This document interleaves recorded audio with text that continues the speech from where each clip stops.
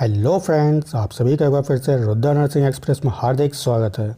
आज का हमारा important topic human genome project होगा, जिसके अंतर्गत हम एक एक कॉन्सेप्ट को आज क्लियर करेंगे। तो वीडियो को बिल्कुल भी स्किप ना करें और लास्ट तक वीडियो के साथ में बने रहें। जो भी फ्रेंड इस चैनल पर पहली बार आए हैं, चैनल को सब्सक्राइब कर लें और नोटिफिकेशन बेल को दबा के ऑल पे क्लिक कर लें, ताकि आप सभी को हमारे नर्सिंग से रिलेटेड वीडियो का नोटिफिकेशन मिल सके। तो चलिए स्टार्ट करते हैं। चलिए सबसे पहले हम देखेंगे कि जीनोम क्या होता है। तो याद रखिएगा, किसी भी हैप्लॉइड सेल में, ठीक है, पाए जाने वाले संपूर्ण डीएनए को क्या कहते हैं हम लोग? जीनोम कहते हैं। देखिए समझिए, यहाँ पे ये आपकी कोई डिप्लॉइड सेल है, ठीक है। मान लीजिए कोई आपकी ये डिप्लॉइड सेल है जिसमें टोटल क्रोमोसोम्स कितने हैं आपके?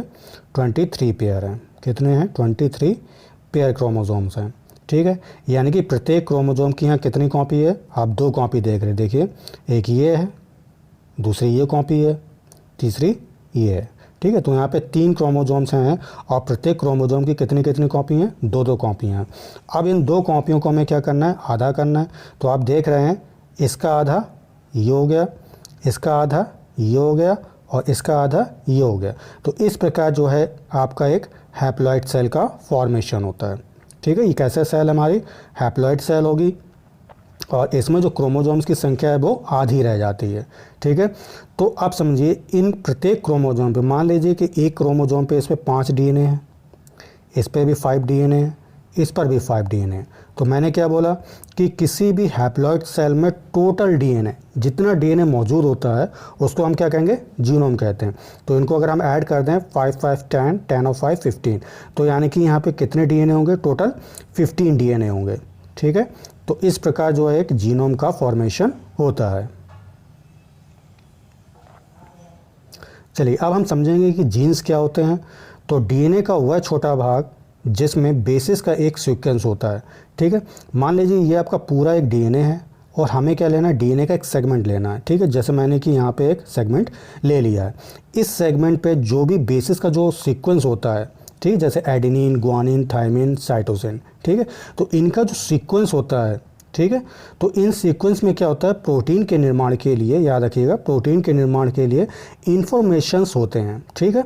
इन्फॉर्मेशंस होते हैं। ये प्रोटीन जो है बालों के रंग, ऊंचाई और आँखों के रंग जैसी विशिष्ट शारीरिक विशेषताओं को अभिव्यक्त करते हैं, ठीक है। दूसरी चीज़ क्या है?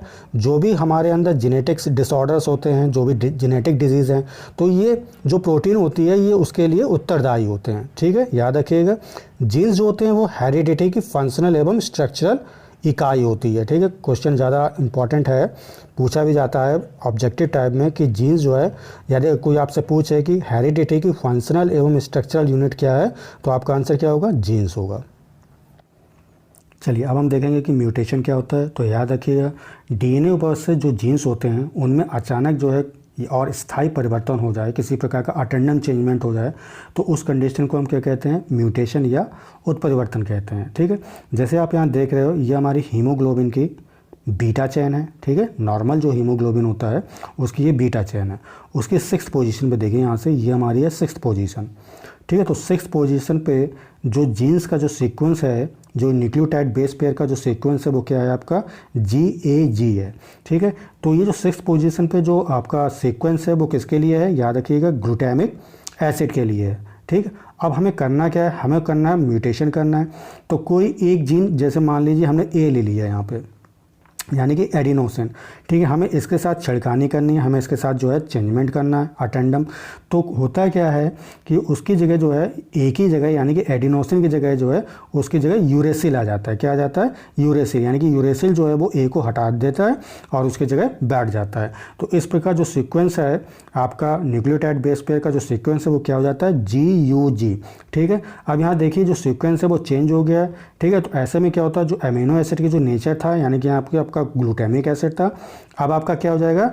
वैलिन अमीनो एसिड हो जाएगा, ठीक है। तो याद रखिएगा, हर एक जितने भी आपके न्यूक्लियोटाइड जो बेस पेयर होते हैं, जो उनका सीक्वेंस होता है, वो सीक्वेंस जो है प्रत्येक सीक्वेंस के लिए एक अपना स्पेसिफिक अमीनो एसिड होता है, ठीक है। जब आप उस सीक्वेंस में किसी भी प्रकार का चेंजमेंट करोगे, उसके जीन्स में किसी प्रकार का चेंजमेंट करोगे, तो याद रखिएगा ऐसी कंडीशन में अमीनो एसिड की जो प्रकृति होती है वो भी आपकी चेंज हो जाती है।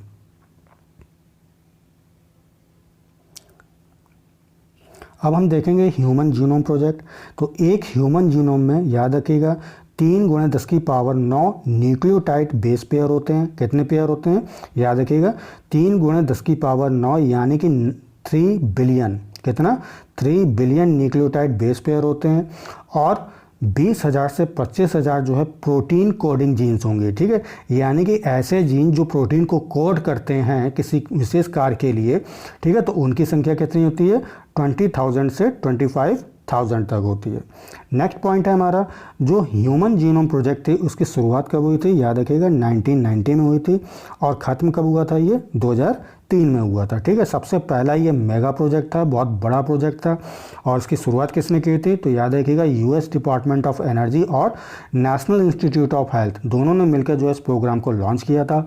और इस प्रोग्राम पे लगभग 9 बिलियन यूएस डॉलर का खर्चा आया था। ठीक है, बहुत इंपॉर्टेंट है, 9 बिलियन यूएस डॉलर बहुत बड़ी रकम होती है। ठीक है, नेक्स्ट पॉइंट क्या है? इस जो आपका ये प्रोजेक्ट था उसका मुख्य उद्देश्य क्या था?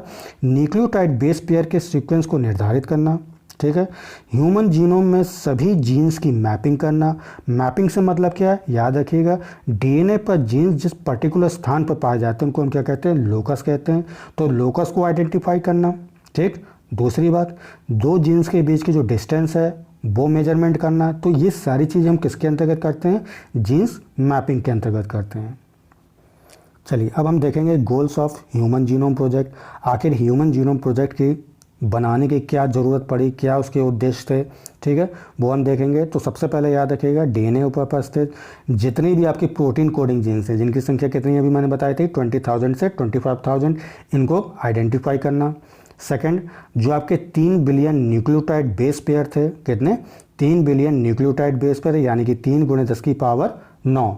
ठीक है, 3 × 10⁹ जो न्यूक्लियोटाइड बेस पेयर थे इनके सीक्वेंस को आइडेंटिफाई करना। ठीक है, नेक्स्ट क्या है? ह्यूमन जीनोम प्रोजेक्ट से रिलेटेड जो भी आपके रिसर्च हुए हैं, ठीक है, जो भी रिसर्च हुए उनको डाटाबेस में स्टोर करना। अब डाटाबेस में स्टोर करने के लिए आपको क्या ज़रूरत पड़ेगी? एक कंप्यूटर की, और उस कंप्यूटर में एक विशेष प्रकार का सॉफ्टवेयर भी होना चाहिए जो भी आपने जो रिसर्च किए हैं उनको जो है हम लोग उसमें स्टोर कर सकें। ठीक है, तो इसके लिए हमने एक विशेष प्रकार का टूल्स या सॉफ्टवेयर बनाया जिसको हम क्या कहते हैं? बायो इन्फॉर्मेटिक्स कहते हैं। याद रखिएगा। ठीक है, तो हमें इसकी ज़रूरत पड़ी, क्यों? भविष्य में जब भी किसी चीज़ की हमें ज़रूरत पड़ती थी तो हम उसको जो है डाटा को दोबारा जो है रिट्रीव कर लेते थे। ठीक है, तो उसको हम क्या कहेंगे? याद रखिएगा सॉफ्टवेयर का नाम है या जो इंपॉर्टेंट टूल्स है वो आपका है बायो इन्फॉर्मेटिक्स है। नेक्स्ट क्या है? डाटा के विश्लेषण के लिए नई तकनीक का विकास करना। ठीक है, नई नई तकनीकों का विकास करना। जो भी हमारे जो डाटा हमने जो एनालिसिस किया था, हमारे जो रिसर्च में जो डाटा हमें एनालाइज करने थे उसके लिए हमें नए नए जो है टेक्निक का विकास करना था। ठीक है, इसीलिए भी हमें जो है ह्यूमन जीनोम प्रोजेक्ट की ज़रूरत पड़ी। अगला क्या है? प्रोजेक्ट के दौरान उठने वाले कोई भी आपके कानूनी, नैतिक और सामाजिक मुद्दों को सुलझाना। ठीक है, तो ये जो है इस प्रकार ह्यूमन जीनोम प्रोजेक्ट के कुछ मुख्य उद्देश्य थे, उनको आपको याद रखना है। चलिए अब हम देखेंगे कि ह्यूमन जीनोम प्रोजेक्ट की कौन सी विधियाँ हैं। तो इसके अंतर्गत 2 विधियाँ आती हैं। सबसे पहला हमारा है expressed sequence tags, EST short में कह देते हैं इसको। याद रखना, इसके अंतर्गत आरएनए में पाए जाने वाले सभी जीन्स का अध्ययन किया जाता है। ठीक है, याद रखना आरएनए में जितने भी जीन्स होते हैं, आरएनए में पाए जाने वाले जो भी जीन्स होंगे उसकी हम स्टडी करते हैं किसके अंतर्गत? एक्सप्रेस्ड सीक्वेंस टेक्स्ट के अंतर्गत। नेक्स्ट क्या हमारा? Sequence annotation. तो इसके अंतर्गत क्या करेंगे? जीनोम में मिलने वाले कोडिंग और नॉन कोडिंग जीन्स। ठीक है, 2 प्रकार के जीन्स होते हैं, याद रखिएगा, कोडिंग और नॉन कोडिंग जीन्स। तो उनके सीक्वेंस का इसमें अध्ययन किया जाता है। किसमें अध्ययन करेंगे हम लोग? सीक्वेंस एनोटेशन में। अब हम देखेंगे कि ह्यूमन जीनोम प्रोजेक्ट के कौन कौन से 2 मेथड्स हैं। तो याद रखिएगा 2 इंपॉर्टेंट मेथड हैं। पहला है हमारा एक्सप्रेस्ड सीक्वेंस टैग्स। ठीक है, शॉर्ट में इसको EST कहते हैं। इसमें क्या किया जाता है? आरएनए में पाए जाने वाले सभी जीन्स का इसमें अध्ययन करते हैं। ठीक है, दूसरा क्या हमारा? सीक्वेंस एनोटेशन है। इसमें क्या होता है? जीनोम में मिलने वाले कोडिंग और नॉन कोडिंग जीन्स, ठीक है, दोनों प्रकार के जीन्स मौजूद होते हैं, या हम ऐसे भी कह सकते हैं कि ये जीन्स के टाइप होते हैं। एक आपका कोडिंग होता है, कोडिंग जीन्स होता है, दूसरा क्या होता है? नॉन कोडिंग जीन्स होता है। तो इनके सीक्वेंस को जो है क्या, उनका सीक्वेंस का हमें स्टडी करना है। ठीक है, तो ये जब आप स्टडी करोगे तो किसके अंतर्गत करोगे? सीक्वेंस एनोटेशन के अंतर्गत हम उसका अध्ययन करते हैं। चलिए अब हम देखेंगे ह्यूमन जीनोम प्रोजेक्ट की क्या मैकेनिज़्म होती है, या ऐसे भी क्वेश्चन आ सकता है कि इसका प्रोसीजर का क्या सीक्वेंस होता है।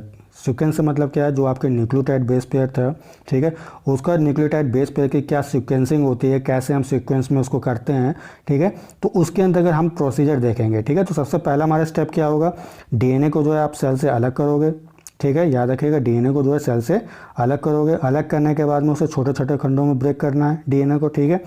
नेक्स्ट स्टेप हमारा क्या रहेगा, जो क्लोनिंग वैक्टर्स हैं, तो याद रखिएगा यहाँ पे क्लोनिंग वैक्टर कौन कौन से हैं, एक आपका बैक्टीरियल आर्टिफिशियल क्रोमोसोम होगा, दूसरा आपका ईस्ट आर्टिफिशियल क्रोमोसोम, ठीक है। तो इन दोनों वैक्टर की मदद से जो आपके डीएनए के छोटे छोटे खंड थे उनको क्या करेंगे हम अब एम्पलीफाई कर देंगे। एम्पलीफाई से मतलब है उनके साइज़ को थोड़ा सा, उनके साइज़ को इंक्रीज़ कर देंगे, ठीक है। नेक्स्ट क्या है, सेंगर मेथड, ठीक है, तो उसको सेंगर टेक्निक भी कहते हैं, और इसका आविष्कार सबसे पहले किसने किया था, फ्रेडरिक सेंगर ने किया था, याद रखिएगा। तो इस टेक्निक की मदद से एम्पलीफाइड डीएनए खंडों को सीक्वेंसली हम लोग अरेंज कर लेंगे, ठीक है। किसकी मदद से करोगे, सेंगर मेथड या सेंगर टेक्निक की मदद से, ठीक है। चलिए नेक्स्ट हमारा स्टेप है, फिफ्थ स्टेप है, ओवरलैपिंग रीजन्स के आधार पर सीक्वेंस को अरेंज करना, ठीक है। तो अभी मैंने आपको बताया था, ये हमारा यहाँ पर देखिए ये हमारा फोर्थ स्टेप है, ठीक है। तो आपने अभी देखा कि सेंगर जो टेक्निक थी, ठीक है, सेंगर मेथड था, तो उसकी सहायता से हमने क्या किया था कि एम्पलीफाइड जो डीएनए थे उनको जो है सिक्वेंसली अरेंज कर लिया था, ठीक है। तो ये हमने अरेंज कर लिया यहाँ पे। अब अरेंज करने के बाद में क्या होता है कि जो इनके ओवरलैपिंग सिरे होते हैं, ठीक है, आप यहाँ पे देख रहे हो इतना, या देखिए यहाँ पे, यहाँ से यहाँ तक ये आपका ओवरलैपिंग एंड है, ये आपका ओवरलैपिंग एरिया है, ठीक है, ये आपका ओवरलैपिंग एरिया है और ये आपका ओवरलैपिंग एरिया है। तो अब होता क्या है कि इनके दोनों जीन्स को जो हम कॉमन ले लेते हैं, ठीक है, जो ओवरलैपिंग जो जीन्स आपस में ओवरलैप करते हैं उनको हम कॉमन ले लेते हैं। तो देखिए यहाँ पे GTTA, तो ये हमारा हो गया GTTA, यहाँ पे क्या है CATA, यहाँ पे हमारा CATA, ठीक है। बाकी बिल्कुल बीचों बीच ये इतना पोर्शन ये और इतना पोर्शन ये बिल्कुल सेम रहेंगे, ठीक है। तो इस प्रकार जो है हम लोग ओवरलैपिंग रीजन के आधार पर जो है आपको सीक्वेंस किया जाता है डीएनए का। डीएनए ऊपर से जो जीन्स होते हैं जो ओवरलैप कर रहे होते हैं, इस प्रकार जो हम लोग उसको अरेंज कर लेते हैं, उसके सीक्वेंस को अरेंज कर लेते हैं। अगला स्टेप हमारा क्या होगा, इसके बाद इसे जो है कंप्यूटर डाटाबेस में स्टोर कर देते हैं, जो भी हमने अभी तक रिसर्च किए, ठीक है, जो भी हमने स्टेप्स किए, तो एक एक स्टेप्स को हमने जो है नोटिफाई किया, और जितना भी हमने जो डाटाबेस तैयार किया उसको जो हम लोग बायो इन्फॉर्मेटिक टूल, जो कि अभी मैंने आपको बताया था, ठीक है, उस सॉफ्टवेयर की मदद से जो है उसको हम लोग स्टोर कर लेते हैं। भविष्य में जब भी ज़रूरत पड़ेगी हमें, तो उसको हम जो है वापस उस जो भी डाटा हमने जो एक्वायर किया था, ठीक है, जो डाटा प्राप्त किया था उसको हम आसानी से रिट्रीव कर सकते हैं। चलिए अब हम बात करते हैं ह्यूमन जीनोम प्रोजेक्ट के क्या इंपॉर्टेंट साइलेंट फीचर्स हैं, बहुत इंपॉर्टेंट है। चलिए सबसे पहला क्या है हमारा, मानव जीनोम में याद रखिएगा एक ह्यूमन जीनोम की अगर मैं बात कर रहा हूँ तो उस ह्यूमन जीनोम में कितने आपके न्यूक्लियोटाइड्स होंगे, तो याद रखिएगा 3164.7 करोड़ जो है न्यूक्लियोटाइड्स पाए जाते हैं, ठीक है। एक ह्यूमन जीनोम में कितने जीन्स होते हैं, तो याद रखिएगा 30,000 जीन्स होते हैं। और उस जीनोम में, ठीक है, उस ह्यूमन जीनोम में अगर हम एक जीन की बात करते हैं तो एक जीन पर कितने आपके बेस पेयर होंगे, 3000 बेस पेयर होते हैं, ठीक है। नेक्स्ट क्या है, 99.9% जो आपके न्यूक्लियोटाइड बेस पेयर्स हैं वो बिल्कुल एक जैसे होंगे, ठीक है, जबकि 0.1%, ठीक है। अब 0.1% में आपको संख्या याद रखना है, कितने आपके बेस पेयर होंगे, तो 3 × 10⁻6 बेस पेयर ऐसे होते हैं जो बिल्कुल एक दूसरे से अलग अलग होंगे, ठीक है, डिफरेंट होते हैं। नेक्स्ट क्या है, अभी भी ऐसे 50% जीन रह गए हैं जिनके कार को अभी हमें मालूम नहीं है कि ये जो 50% जो रिमेनिंग जो 50% रह गए हैं, शेष जो रह गए हैं, इनका क्या कार्य है, ठीक है। तो उनको भी जो है हमें लोग आइडेंटिफाई करना है, उनके कार को अभी आइडेंटिफाई करना है। नेक्स्ट क्या हमारा, याद रखिएगा लार्जेस्ट नॉन ह्यूमन जीन, सबसे बड़ा जो ह्यूमन जीन है याद रखिएगा कौन सा है, वो डिस्ट्रोफिन ऑफ एक्स क्रोमोसोम, ठीक है, एक्स क्रोमोसोम का डिस्ट्रोफिन याद रखिएगा। डिस्ट्रोफिन जो होता है सबसे बड़ा ह्यूमन जीन होता है, जिस पर जो है 2.4 मिलियन बेस पाए जाते हैं। कितने बेस पाए जाते हैं, 2.4 मिलियन बेस पाए जाते हैं, ठीक है। लार्जेस्ट ह्यूमन जीन याद रखिएगा कौन सा है, डिस्ट्रोफिन है। एक्स क्रोमोसोम जो होता है, एक्स क्रोमोसोम का डिस्ट्रोफिन जो जीन होता है वो सबसे बड़ा जीन होता है, और इस पर कितने मिलियन बेस पेयर होते हैं, तो याद रखिएगा 2.4 मिलियन बेस पेयर होते हैं, ठीक है। एक मिलियन में कितना करोड़ होता है, 1 मिलियन में 10 करोड़ होते हैं, ठीक है, याद रखिएगा। नेक्स्ट क्या हमारा, प्रोटीन को जीनोम के 2% से भी कम द्वारा कोडेड किया गया है। ठीक है, अभी भी जो हम लोगों ने कोडिंग की है, ठीक है, मतलब प्रोटीन की जो कोडिंग की है अभी तक हमने केवल 2% से कम ही कोडिंग कर पाए हैं। ठीक है, तो उनको भी जो रह गए हैं, अभी बहुत ऐसी प्रोटीन है जिनको कोड करना हमें बाकी है अभी। ठीक है, नेक्स्ट क्या है, क्रोमोजोम 1 पर, ठीक है, क्रोमोजोम नंबर 1 पे, ये जैसे आप फिगर में देख रहे हैं ये हमारा क्रोमोजोम नंबर 1 है। ठीक है, इस पर जो है सबसे ज़्यादा जीन्स पाए जाते हैं, उनकी संख्या याद रखना 2968। ठीक है, 2968 जीन्स जो है आपके क्रोमोजोम नंबर 1 पर पाया जाएगा। ठीक है, जबकि क्रोमोजोम वाई, ठीक है, ये आपका क्या है, क्रोमोजोम वाई है। ठीक है, इस क्रोमोजोम वाई पर सबसे कम जीन्स होंगे। कितने जीन्स होंगे याद रखिएगा, 231 जीन्स होते हैं। नेक्स्ट है जीनोम का mostly part nucleotide base pairs. ठीक है, ये बेस पेयर कैसे होंगे आपके, नॉन कोडिंग होंगे। ठीक है, ये प्रोटीन को कोड नहीं कर पाते हैं। उनका क्या होता है, ये बार बार जो है ये बार बार रिपीट करते हैं, सीक्वेंस उनका जो है बार बार दोहराया जाता है। ठीक है, तो ये क्या चीज़ बताता है हमें, ठीक है, जो ये सीक्वेंस है वो हमें क्या बताता है, क्रोमोजोम के स्ट्रक्चर के बारे में आपको इन्फॉर्मेशन देगा। ठीक है, डायनेमिक्स के बारे में देगा, कैसे जो है वो एक मूवमेंट करते हैं। ठीक है, क्रोमोजोम्स कैसे जो है उनका विकास हुआ है, कैसे एवोल्यूशन हुआ है, तो इन सब के बारे में जो है ये इन्फॉर्मेशन देता है। कौन इन्फॉर्मेशन देगा, जो आपके नॉन कोडिंग प्रोटीन जो जीन्स होते हैं जिनका बार बार रिपीटिशन होता है। ठीक है, तो ये जो है हमें क्या इन्फॉर्मेशन देते हैं, मैं एक बार फिर से बोल रहा हूँ, क्रोमोजोम के स्ट्रक्चर के बारे में आपको बताएंगे ये। ठीक है, कैसे जो है क्रोमोजोम मूवमेंट करते हैं, कैसे जो है क्रोमोजोम का विकास होता है।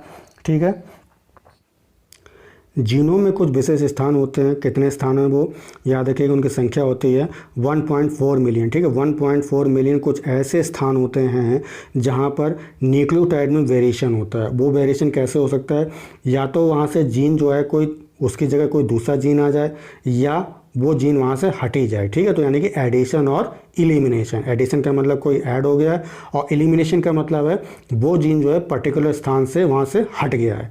ठीक है, तो ऐसी कंडीशन को हम क्या कहते हैं, सिंगल न्यूक्लियोटाइड पॉलीमॉर्फिज्म कहते हैं। ठीक है, याद रखना जब ये वेरिएशन 6% से अधिक हो, बहुत इंपॉर्टेंट पॉइंट है, जब ये वेरिएशन 6% से आपका अधिक होता है, ठीक है, तब याद रखिएगा आपका सिंगल न्यूक्लियोटाइड पॉलीमॉर्फिज्म होगा। और यदि ये वेरिएशन 1% से कम हो रहा है, ठीक है, कम देखने को मिल रहा है, तब याद रखना म्यूटेशन कंडीशन होगी। चलिए अब हम देखेंगे कि जो आपका ह्यूमन जीनोम प्रोजेक्ट है इसका क्या क्या एप्लीकेशंस हैं। ठीक है, क्या क्या इसका यूज़ है। तो सबसे पहले क्या है, हेरिडिटी एंड एक्वायर्ड डिजीज़ के ट्रीटमेंट में। हेरिडिटी से मतलब जो जन्म से ही आपको बीमारी है। ठीक है, और एक्वायर्ड का मतलब क्या होता है, जन्म के बाद में जो आप बीमारी को एक्वायर करते हो। ठीक है, तो वो एक्वायर्ड डिजीज़ कहलाती है। नेक्स्ट क्या है, बायो इन्फॉर्मेटिक्स को विकसित करने में। ठीक है, अभी मैंने आपको बताया था बायो इन्फॉर्मेटिक्स क्या है, इसमें जो है बायोलॉजिकल इन्फॉर्मेशन जो है हम लोग डाटा को इसमें स्टोर करके रखते हैं। ठीक है, नेक्स्ट क्या है, प्रोटीन के निर्माण की प्रक्रिया को जानने में। ठीक है, जीन्स के कार्य को जानने में, फॉरेंसिक साइंस में। ठीक है, एग्रीकल्चर में, बायोटेक्नोलॉजी में। ठीक है, आशा करता हूँ कि टॉपिक को समझ आ गया होगा, एक एक पॉइंट क्लियर हो गया होगा। यदि आपको ये वीडियो अच्छा लगा है तो उसे लाइक ज़रूर करें और अपने दोस्तों के साथ में शेयर करें, और चैनल को सब्सक्राइब ज़रूर किया करें, जिससे मुझे अच्छे अच्छे वीडियोस बनाने की प्रेरणा मिल सके। और इस चैनल या टॉपिक से संबंधित जो भी आपके सुझाव हैं उन्हें कृपया कमेंट बॉक्स में ज़रूर लिखें। तब तक के लिए take care and bye bye.